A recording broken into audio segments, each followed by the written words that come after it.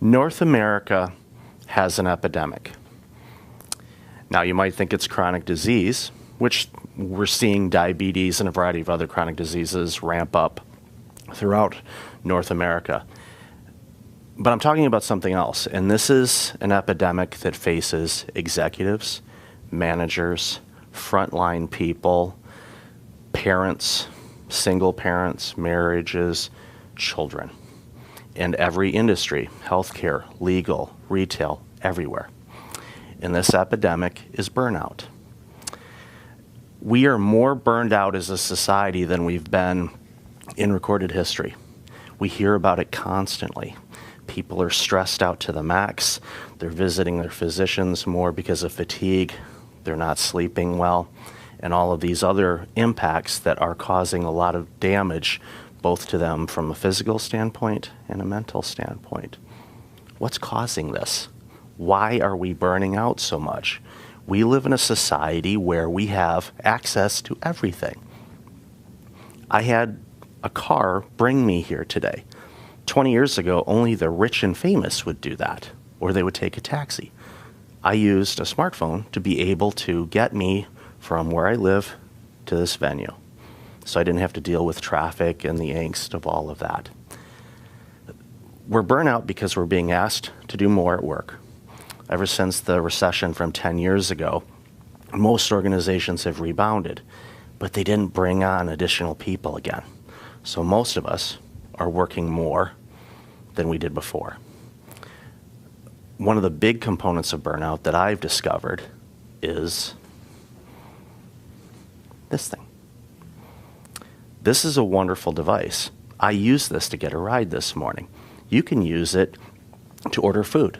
You can use it to take a picture of that food and post it on Instagram. You can like something on Instagram. You can like something on Facebook. You can do all these other things. Do you know how many times the average person picks up this thing in a day? It's ranging between 80 and 150 times a day. Now, assuming you're getting 8 hours of sleep, that means you're picking it up about every 5 minutes. On my particular phone, I looked at it the other day, I've got 62 apps on this phone. Some people have close to 200. Imagine your desk, imagine your office or where you work. Put 62 things on that desk. What is that going to look like? It's going to be clutter. There's going to be so much to choose from. And we look at these things and we see the little red light and we go, oh, I have to do something about that. So we're constantly being trained on how to look at these things and go, all right, I have to answer that email, or I have to respond to that. Oh, somebody liked my post. Somebody liked that I had that food. It's really causing a lot of problems. Think about how many apps that you have. You know, what are you using it for? What are you using your phone on a daily basis? You know, how many times does the phone ring in a given day? You know, these are great devices, but what's happening is we're so addicted to these things that it's turned into a point where, and this is something that I want you to think about, because this is an iPhone. It came out in 2007. Not this particular model, but iPhones in general. Go back to like 2005 or 2004. If you left home without your iBank key, would you have thought anything differently? How many of you have turned around because you forgot your phone and went back home or your office to get it? We just do it all the time. And you know, we're constantly on this. You know, at lunch today, not with this group, but just look around, observing people sitting, playing on their phone. I was at dinner last night. It was amazing how many people were talking with people, and they're going up and down and looking all of these things. And they're going, why in the world are we dealing with all of this? What's going on? These are great devices. I love my phone. It helps me do a lot. But it's taking away from true communication that we're having as a society.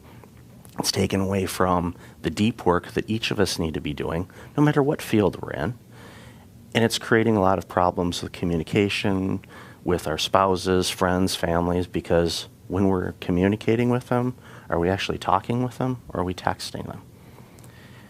Now, you may ask, you know, why am I so passionate about burnout? Why do I care? Why is this a concern of me about what's happening to society? Because I was burned out 9 years ago.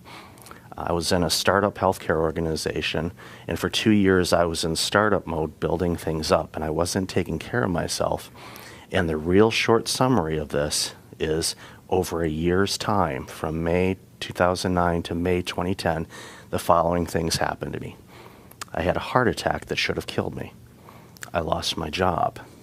I had my family vehicle repossessed. My home was foreclosed. All in a year. If I had a dog, I would have lost that too. But I didn't. I know that sounds like a country song, but if anybody knows a country song artist who wants to write that song, by all means, it's a good one.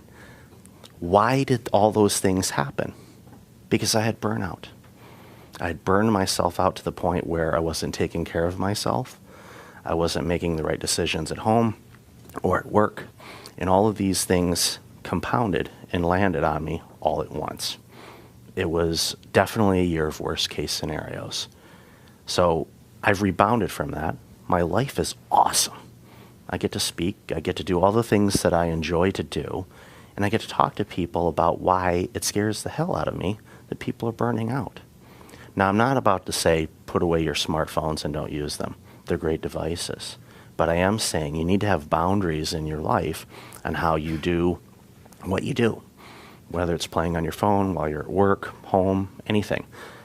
You have the opportunity to design your life. Most people don't think that. They think, I don't have a choice on how my life is. Yeah, you do. It's your life. It's not anyone else's life. It's yours. Design it the way you want it to be. Because if you don't, then you could have your own year of worst case scenarios. And I don't want that for anybody. It wasn't a lot of fun. You know, especially taking the heart medication and all the changes that you have to make. Thankfully, I'm one of the 10% that actually made changes in my life. I lost a considerable amount of weight. My cardiologist jokes when he has his heart attack, he wants one like mine. And I'm like, okay, and you're treating me, okay. But I have boundaries in my life. I have rules and guidelines on how my days are designed. Why? Because I have OCD, or as a poster that I have says, I have CDO, which is OCD, but the letters are in the proper alphabetical order. It's true. I have this poster. I should just bring copies and give them to everybody's handouts. But for me, it helps me be the best version of me. And you cannot pour from an empty glass. And I was doing that and burning out and not serving anybody. Now I've rebooted myself, and now I'm able to serve. So my challenge to you today is you need to have boundaries in your life. You need to be able to control what you do. And it's your choice. You have boundaries or you have burnout. That's your choice. Thank you.